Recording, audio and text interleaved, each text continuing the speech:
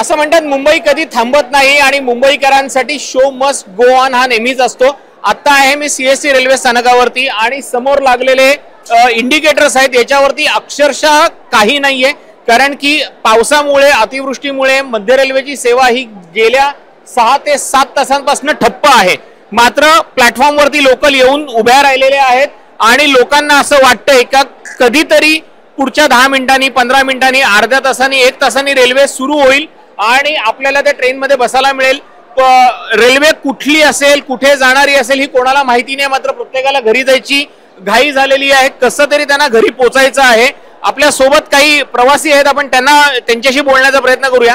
मला सांगा किती वेळापासून रेल्वेची वाट बघताय?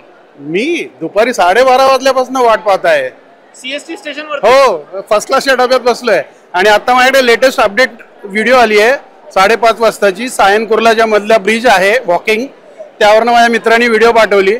पूर्ण गुडघ्या एवढं पाणी भरलेलं आहे दोन्ही बाजूला। ते पाहून आता मी रिटर्न ऑफिसला चाललेलो आहे की रात्रभरात काय गाडी चालणार नाही। रेल्वेने अगदी स्पष्ट केलंय की जोपर्यंत पाणी कमी होणार नाही तोपर्यंत आम्ही रेल्वे सुरू करू शकतो। हे काय, हे बघा ना व्हिडिओ आहे ही बघायची तर दाखवू शकता तुम्ही। पूर्ण दोन्ही बाजूला पाणी भरलेलं आहे। सायनच्या साईडला पण पाणी तेवढंच गुडघाभर आहे, कुर्ल्याला पण तेवढंच आहे। पॉसिबल नाहीये, रात्रभर गाड्या चालू होणार नाहीत। तुम्ही इथेच थांबा, आम्ही तुमच्याशी बोलण्याचा प्रयत्न करतो। काही महिला आहेत, आपण त्यांच्याशी बोलण्याचा प्रयत्न करूया। मावशी, किती वेळ झाला ट्रेन मध्ये उभ्या? 2 वाजता ना। 2 वाजल्यापासून अद्याप काही नाही? नाही। कुठे जायचंय? कांजूरमार्ग। डोंबिवलीला जायचंय, आम्हाला पण डोंबिवलीला जायचंय। आपण बघतोय की किती बिकट परिस्थिती आहे। पावसाने मुंबईकरांची पुरती वाट लावलेली आहे।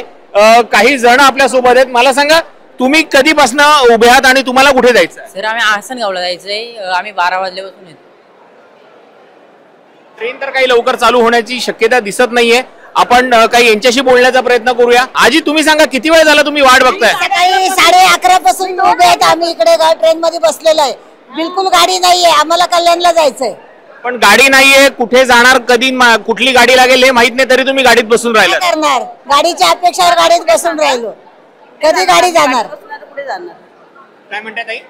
कुठं जाणार? कुठले रस्ता आहे जायला? केव्हा जाणार? 11:30 पासून मी बसले इथे ट्रेन। आता 11:30 11:30 आले, 11:30 पासून बसले ट्रेन मध्ये। केव्हा जाणार, कधी जाणार घरी? आणि दरवर्षीची कहाणी आहे, 30 वर्षाला मच्छीला मी दरवर्षीचीच कहाणी आहे ती।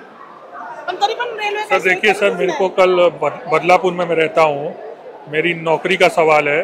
अगर कल टाइम पे नहीं पहुंचा, रेल नहीं चलेगी तो मैं क्या करूंगा बताइए आप। आपण पाहतो की हा सगळा सीएसटी स्टेशनवरचा नजारा आहे।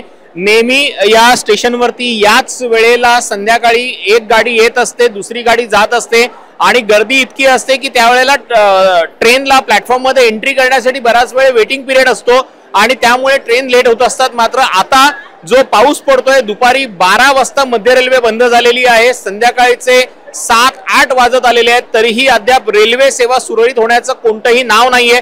त्यामुळे आता विटी स्टेशनच्या परिसरामध्ये ही सगळी हजारो लोक, हजारो प्रवासी जे अडकलेले आहेत ते नेमके काय करतील, त्यांनी कुठे जायचं असा प्रश्न उपस्थित होतोय। मध्य रेल्वेकडनं फक्त आणि फक्त एकच घोषणा सुरू आहे की कुर्ला आणि चुनाभट्टीच्या दरम्यान पाणी भरलेलं आहे आणि जोपर्यंत हे पाणी ओसरलं जात नाही तोपर्यंत कुठलीही रेल्वे सेवा सुरू करता येणार नाहीये।